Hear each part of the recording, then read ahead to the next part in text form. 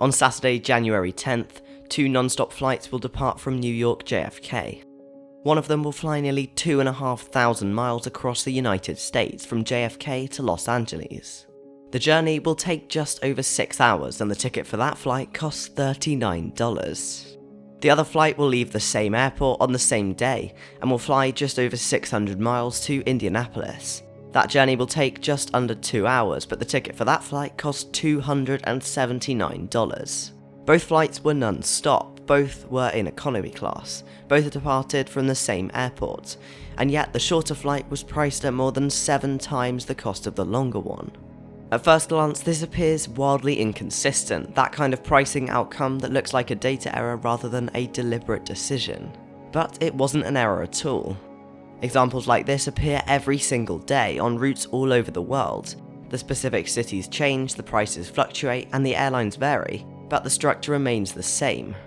And once that structure is understood, these prices start looking inevitable. You see, most people carry a simple assumption about how flight pricing works, even if they've never consciously articulated it.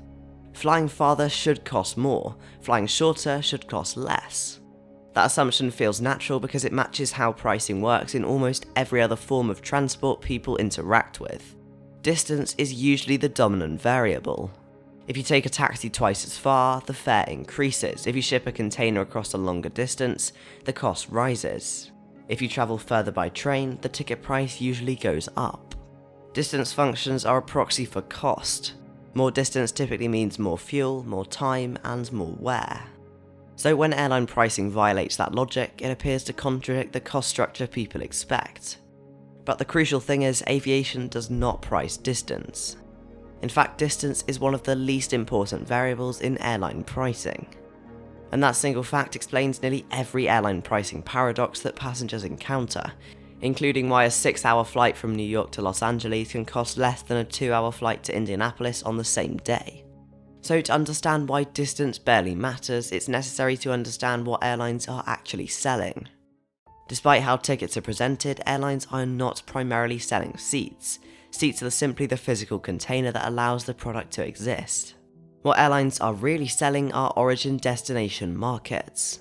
A seat flying from New York to Indianapolis is not the same product as the exact same seat flying from New York to LA, even if it is on the same aircraft, operated by the same crew, and burning fuel at roughly the same rate. From the airline's perspective, these are fundamentally different products sold to different types of customers under different market conditions. Each route is treated as its own market, with its own demand patterns, competitive pressures, and pricing strategy. This is why 2 flights that appear similar from the outside can behave very differently on the inside. And competition is the first place where this difference becomes visible. New York to LA is one of the most competitive air routes in the world. Multiple major airlines operate the route. There are dozens of daily departures. Passengers can choose between JFK, Newark, and nearby alternatives. On routes like this, airlines operate under constant pressure. If one carrier raises prices even slightly above the market, passengers can switch almost immediately. Competition keeps fares low, particularly for travellers who are flexible and price sensitive. This is why fares on major transcontinental routes often collapse during quieter periods. The moment demand softens, airlines begin competing aggressively for the same pool of travellers. This competitive pressure is a key reason why, on January 10th, a non-stop flight from New York to LA could be priced as low as $39. New York to Indianapolis is a very different market.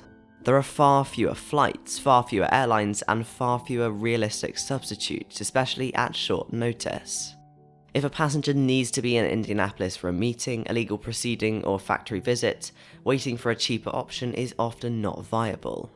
Flying to a nearby city and driving may also not be practical. In those situations, the airline has the leverage, and airlines incorporate that leverage into their pricing. This is why, on that same day that New York to LA could be purchased for $39, New York to Indianapolis was priced at $279. This brings the discussion to one of the most important forces in airline pricing: urgency. Short-haul routes are disproportionately used by passengers who prioritize timing over price. These include business travelers, last-minute bookings, and trips tied to fixed schedules. These passengers tend to book close to departure. They need specific flights at specific times. and they are significantly less price sensitive than leisure travellers. Airlines model this behaviour in extensive detail. Pricing systems are designed to extract maximum revenue from passengers who have limited flexibility. If a route is dominated by urgent travellers, the airline does not need to stimulate demand with low fares, it only needs to make the seat available. If a passenger needs to be in Indianapolis the following morning, the airline's pricing system already assumes limited alternatives.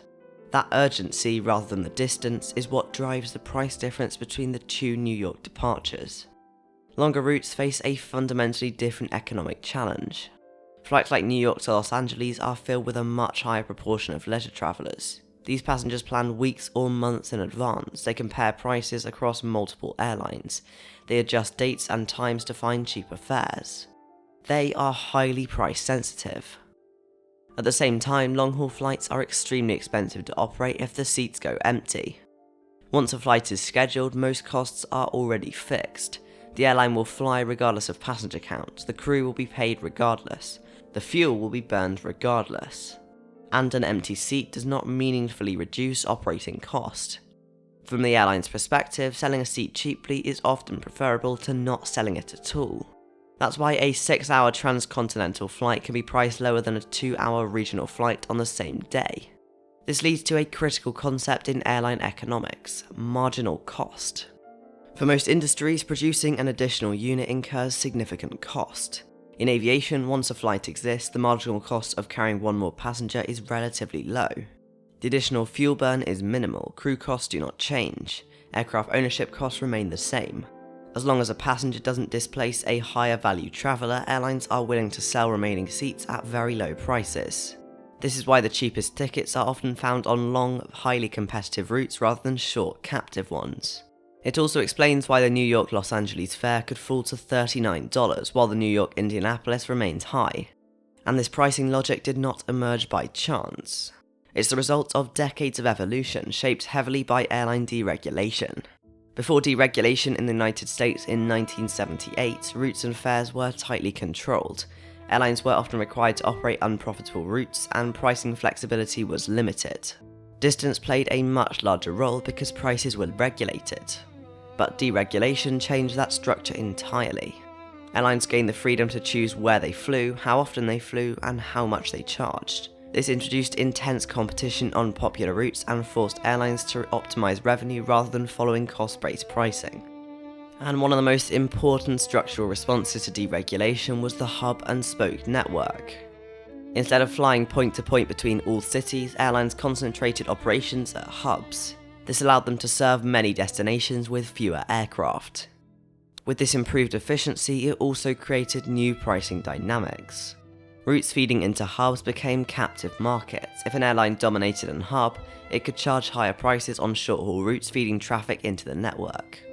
This is one reason short flights to smaller cities often appear expensive, even when the distance is modest. They're not priced as isolated journeys, they're priced as essential inputs to the wider network. And New York to Indianapolis fits directly into this structure.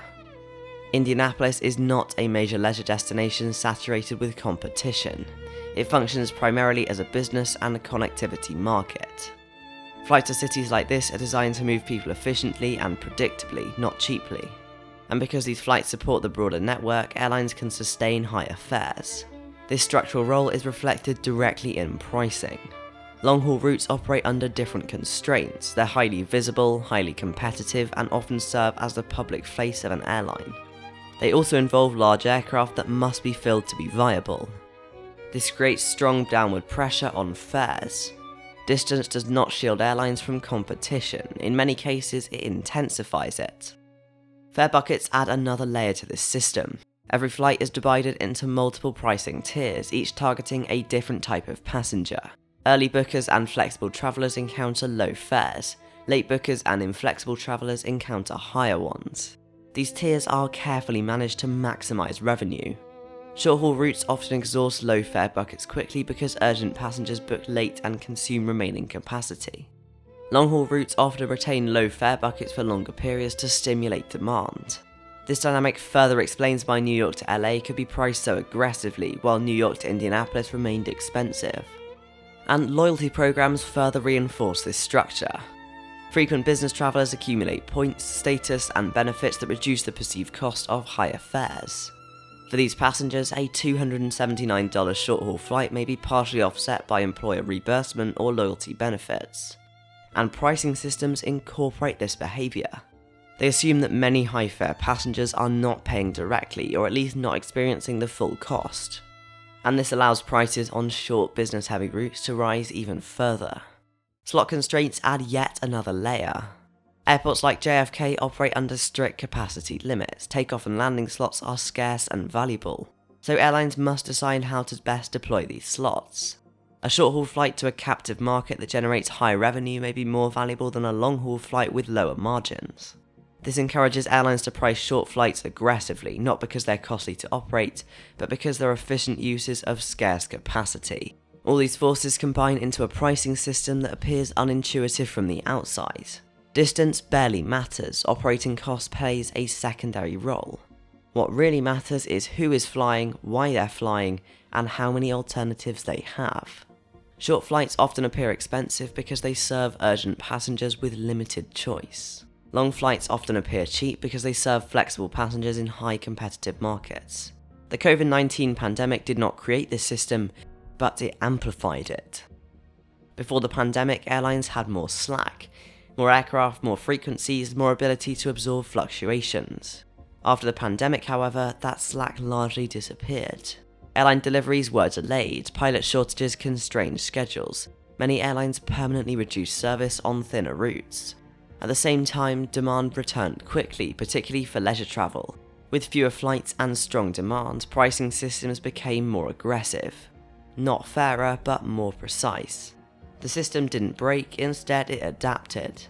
This explains why airline pricing often produces outcomes that appear disproportionate. There's an expectation that similar journeys should cost similar amounts. But airline pricing was never designed to produce proportional outcomes. It was designed to keep the network functioning.